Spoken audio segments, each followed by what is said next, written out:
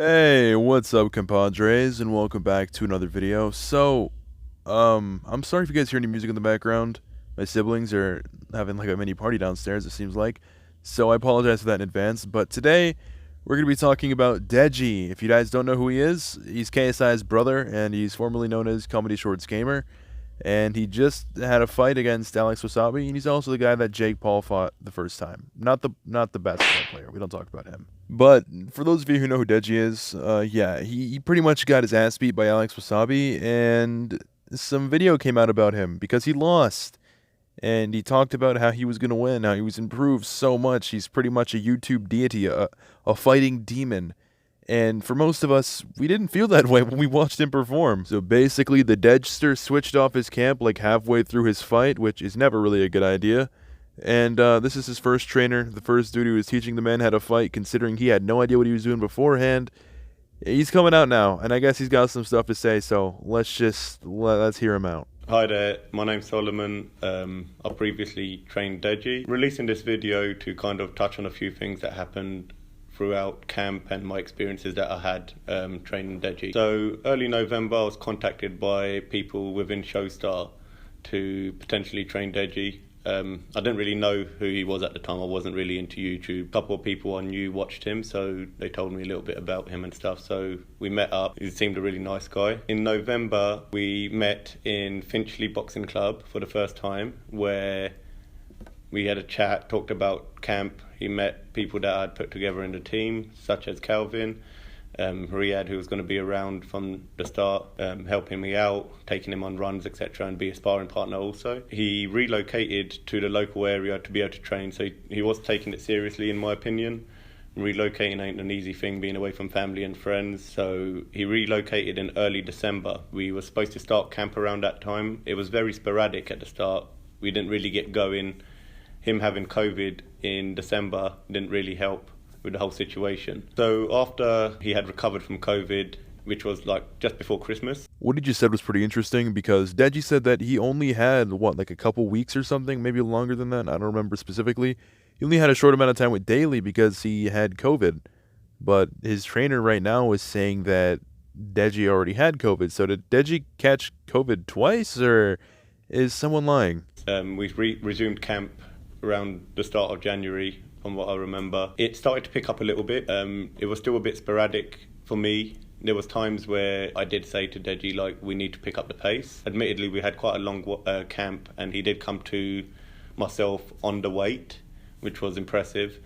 But I knew that he needed to pick the intensity up with the training. We did have him all set up. We had a strength and conditioning coach in Calvin, who would train him 3 times a week, and I wanted him to box with me 6 times a week, working on techniques mainly. There was a lot that I felt like he needed to work on. Set up a game plan to fight Alex. Wanted him to be able to press on the front foot, because Alex being the taller fighter, boxing on the back foot would be very tough for Deji to be able to win on a decision or even by a knockout. We wanted to work on those things. It was quite tough because he had quite a lot of commitments outside of boxing, which is understandable, but when you have a fight coming on, you need to be fully committed, in my opinion. Camp really didn't get going. That's interesting too, because he basically just told us that Deji was into boxing, but he didn't really give it his all, considering he had other things outside of it, which is understandable. I mean, if you do something like boxing or a combat sport, you're going to have interests outside of, just that thing.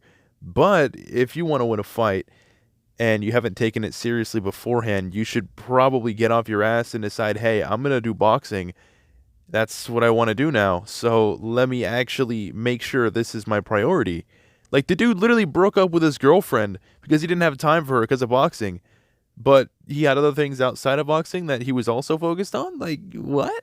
There was a number of occasions where I had to kind of use different approaches, but I tried explaining to him that with boxing you got to take it seriously. His life is in my hands as a coach. Like, I must put him through the full paces. It didn't seem like it was paying off. After that, there was points where I did say to him that, Deji, if it carries on this way, then I will not be your coach going into fight week. Leading up to the week where he moved camp, it was probably the toughest week for me, because being away from home in the evenings, every evening, coming home late and eating with family was kind of difficult, because I'd be getting home sometimes 12 o'clock, and also sometimes waiting up till late to not know that he might not be turning up. That became an issue as well. There was times where, I'd be waiting at home ready to about to leave, and Deji may cancel on me 30 minutes before training. If this is true, which I have a tendency to believe that it is, because why would he lie about it? Then that's messed up. Deji should not be not only blowing off training, but going that late to the point of where the dude is missing time with his family. You know what I mean? Like, he should be able to spend time with his family and not have to worry about you not showing up when you're scheduled to do so. It's a fight. He's trying to help you. That's his job, and he can't help you if you're not helping yourself. Number one, I want him to train. Number one, I wanted him to be fit and strong and ready for the fight. And number two is just like, for me, I'm waiting at home. I'm giving that time to someone. I find it slightly disrespectful, to be totally honest, to do that to someone. Around mid-January, Deji did release a video with Calvin, who's a strength and conditioning coach, he still is. And I was asked by him to come to support the video. I wanted them guys to do their own thing.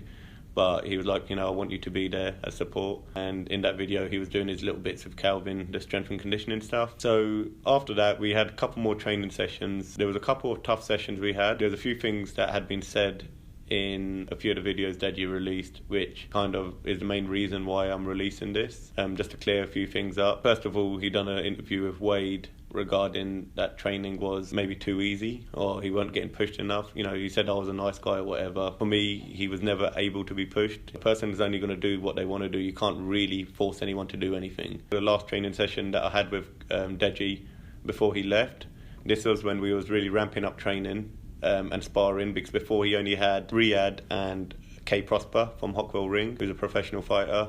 He's won an English title also. He only had the two, which was great, but we was upping it with different styles of fighters. Tell a lie, he also had another fighter called Casey, who I coach, who's a young novice, but he's a 6'3", quite an awkward fighter to fight, which was good for Deji because he's not fighting a seasoned professional in Alex. We also brought in a couple other sparring partners. So in all, we had 4 people there that day. Deji turned up to the training, turned up with Calvin. We had this training session. I thought it went quite well. He got pushed. So for those of you who don't know, the reason he's bringing this up is because in Deji's weight interview, he said that he only had one sparring partner, which I'm assuming is Riyadh. And he also said that he was getting the better of him, which is interesting because Solomon just told us that he had multiple dudes in there sparring Deji. So for whatever reason, I don't know why Deji said that. I guess he's got his own reason. Maybe he thinks just because Riyadh was in there the most, he only considered him a sparring partner, which I think Deji probably just straight up lied. And I hate saying that because I love Deji. He's been one of my favorite content creators for years. I've watched him since like 2014, 2015. Him and KSI. I've watched them a lot. And it sucks to see one of my idols and one of my favorite YouTubers kind of just taking constant L's and lying. But you know what? It is what it is. So following on from this, I was contacted by someone in the background team with Showstar. They said that they wanted to have a call with me just to discuss how training was going. In this call would be Deji's manager, themselves, Deji and me, and possibly Calvin. Calvin wasn't in this conversation. We had this phone call. There was a few things addressed in it. Number one, Deji wasn't happy with how camp was going. He felt like he needed harder sparring, more professionals. We had K Prosper in as a professional who is a former English champion, just fought for a European championship, who was a really good sparring partner for Deji. But Deji said that he felt like he wasn't getting pushed and he was needing someone that would really go in on him, because when he's in the deep end is when he learns. Now, we agreed. I said, that's fine, I can get more professionals in, which I did. I had people on standby coming in for the next training session. Following on from the conversation on the phone, everyone seemed quite happy because I said, okay. But after this training session, there was no more contact from Deji and his team ever again. And I had heard through the London boxing community that he had moved camp to Daly, who he's still training with now. So I think that was like the final nail in the coffin here for me because, he's already got this guy waiting up for him and he just kind of leaves without even telling the guy, like, hey, man, I'm going to go look for another camp. This isn't working. Because that's more understandable than just leaving and not saying anything. Like, this guy had to find out online. He didn't even know that the guy left camps. Or Deji left camps. And it's just like, how are you such an indecent human that you can't even muster up the courage to tell them, yeah, I'm going to switch camps? Like, at least have a conversation about it. Don't just disappear and have the guy find out from somewhere else. That's cowardice and it's wrong. I found that slightly disrespectful as well. This is boxing. Fighters always leave coaches. It's the same as school. Students leave teachers, move on, carry on. It's the normal thing. But the way that I was treated by the background team in Showstar, Deji and his management, I don't think was fair. In fact, I know it wasn't fair. It was disrespectful again. All you have to say is, we don't gel. I'm not getting along with Solomon in that kind of way. These things happen. Sometimes you don't gel with your coach. You don't gel with a teacher at school. It's a normal thing to do, but to do that, I was quite offended, to be totally honest. So following on from this, I think everyone found out that Deji had changed camp from a few things on social media. So Deji reiterated that in a video with Wade, where he said, I've now moved camps. He said I was an amazing guy, but he felt like he wasn't being pushed. Speaking of your camp, obviously there was a change, especially recently, and now you're with Daly and King Kenny. Of all people. So talk to me about the change in camp, what you thought that you needed to do, and what it's been like since you started working with Daly. So right off the bat, I love Daly as well. He's the man, huh? He's the man. Like, the thing is, what I needed to be pushed. I needed to get those voices in my head saying quit so I can overcome them. That's what I needed. And with my previous camp with Solomon, no offense to Solomon, like, he's amazing. Yeah, but I wasn't getting that like I am with Daly. So that's why I made the switch. You let someone say that, you take down the chin. It really didn't bother me that much because I know deep in my heart's what I do. I push my fighters. I've got a lot of fighters and a lot of young lads that I coach that I'm a mentor for. So I knew that it didn't really bother me that much, but I thought, you could have just said that you didn't gel. I guess he didn't want to do that. He wanted to kind of say it in that way. So this guy comes off as so incredibly genuine that I can't even discount anything that he's saying. Like, I'm believing every word that's coming out of his mouth. And if Deji makes a video or a tweet denying any of this, honestly, I am not going to believe it. I think the best thing for Deji and the thing he's probably going to do is just to ignore all of this because he's definitely in the wrong. I don't think there's much you can say to justify literally making this guy wait up for him and then leaving the camp without even telling him. Moving on from that again, there was the face-off and something popped up in it about the sparring and how Deji said I was getting the better of my sparring partner straight away. That's why I moved camp. I think Alex asked him a few questions like, why did you leave? Alex asked him saying, did you only have one sparring partner? And he said, oh yes, I only had one. You're saying that none of that played into your decision to change camp 6 weeks out? No.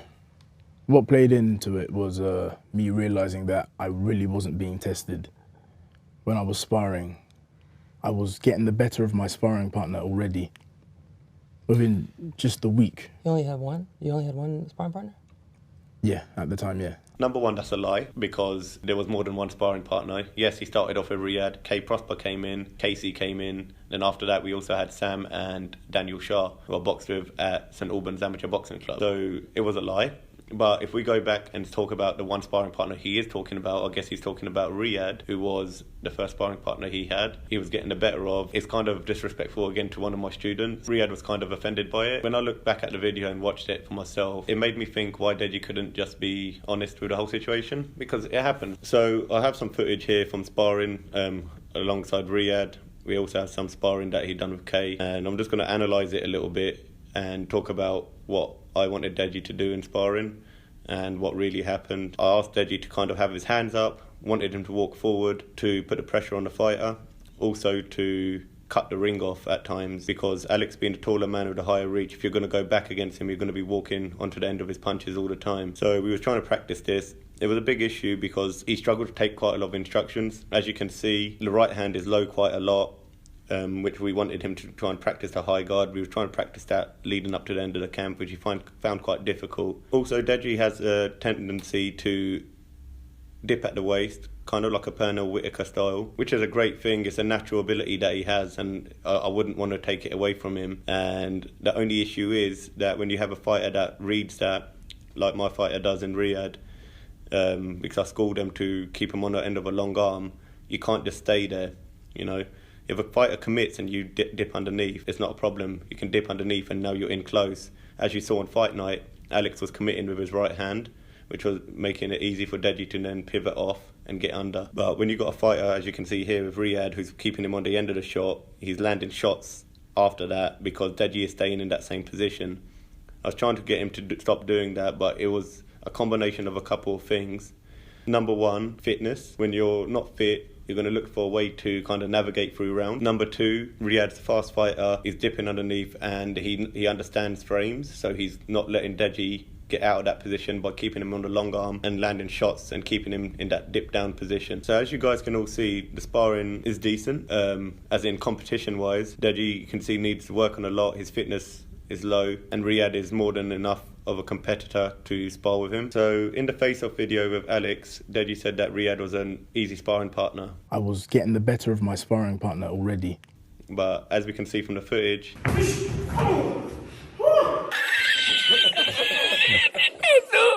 I can't say that this is surprising. Deji's not a very good fighter. He never really has been. I remember there was a time where he referred to himself as the best boxer on YouTube. And when I say that I think even Bryce Hall could beat him up, I genuinely mean that. And Bryce Hall sucks. Deji spent so much time hyping himself up in the UK crowd, he forgot that he needs to know how to box and throw punches to win a fight. And that's like the most important thing. I don't know, I guess he forgot. he's having some trouble there.